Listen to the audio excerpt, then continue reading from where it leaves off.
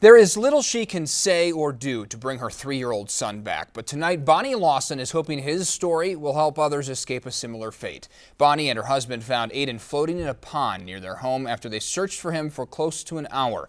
Aiden was rushed to Children's Hospital, but it was too late. 9 News reporter Kevin Torres talked to Bonnie today, and Kevin, really this is something that could happen to any parent. Well, Eric, it could, and that's why Bonnie wanted to share this story. Technically, she is Aiden's grandmother, but she raised him since birth and acted as his mom. Aiden was autistic and liked to venture around. His curiosity led him to the pond out back. He was just so happy.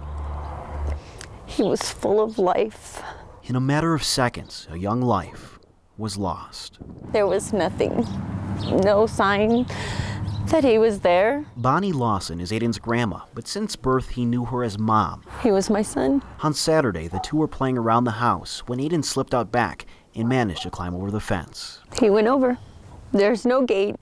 There's just the fence, and he had to have gone over it. Bonnie, her husband Alan, and some of their neighbors searched everywhere. And it just got longer, longer. Until they were brought back to the pond. And someone spotted him floating in the pond, and all I could do was run. I wanted my baby. There Aiden lay, lifeless. They worked really hard, and they life-flighted him down to Children's, where they continued to work on him. But it was too late. I prayed, but I knew he'd been in that water 45 minutes or more.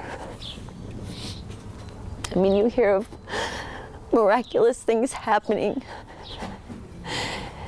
but I knew that he wasn't going to recover from this one. All it took was 1 second. One breath, one moment.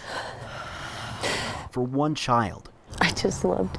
To force one mother to ask herself one simple question over and over. I keep thinking, what if I'd have just done one thing different, just one?